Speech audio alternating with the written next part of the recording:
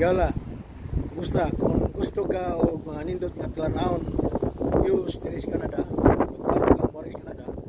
So para sa imo aning video o salida, ako ipakita din sa akong channel ang manindot nga talanawon diri sa Canada. O karon makaandam ka mo kung nagplano mo mo rin napita.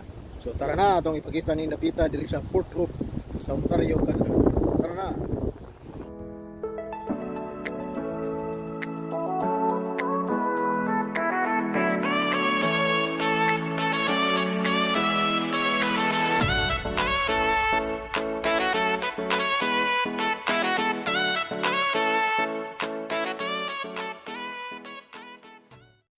Kung wala pa ka makasubscribe mga higala, pinduta sa ng subscribe button, like, ring the bell, and share my videos.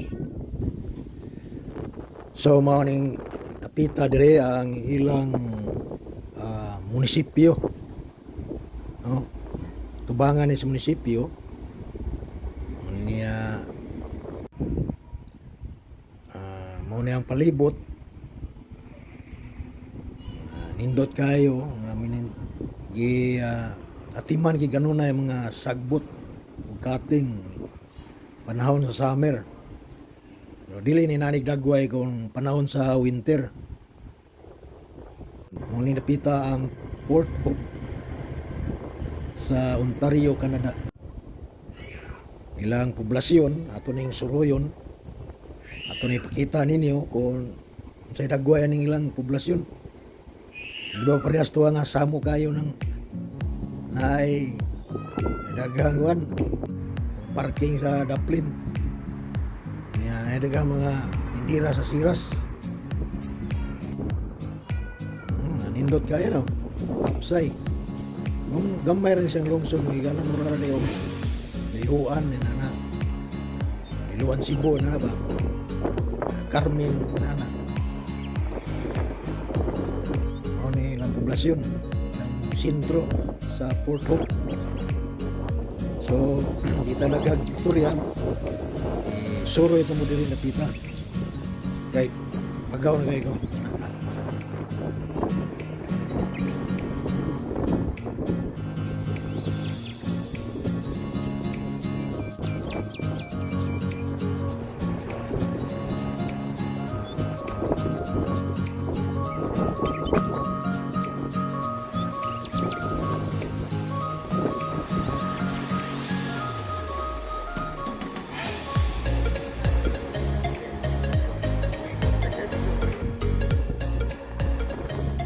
Kaning ilang sapa higala kay gambay rig tubig ug sa amin na pero kanang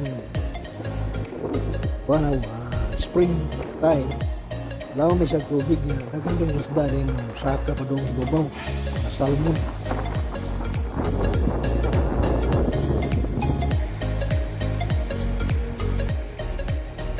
Gambay rig tubig basta sa amin pero kanang spring season law may siya. So ginigulog sa tubig. Snow ba nga ng hilis.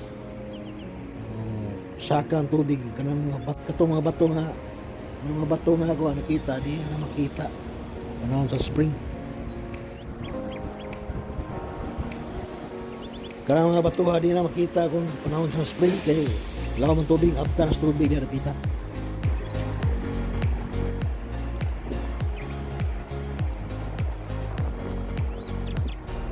Kanira di ani yung napita mo hindi maaptag tubig kung kanang ubos gamay may bato abdan siya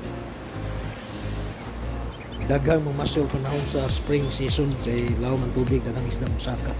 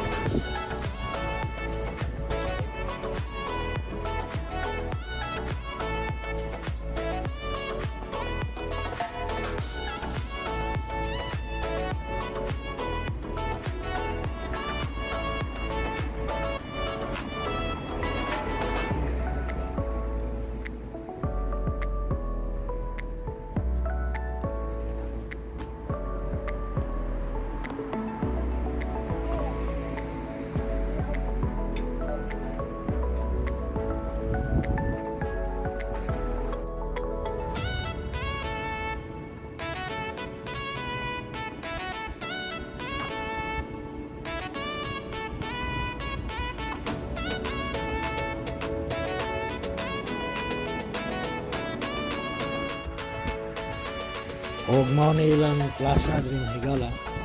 Then kaniadtong aging 2016 ug 17 diri held na mo ang multicultural activities. Ang laing cultural one sayaw sa pana diri held sa Porto voluntaryo niya to service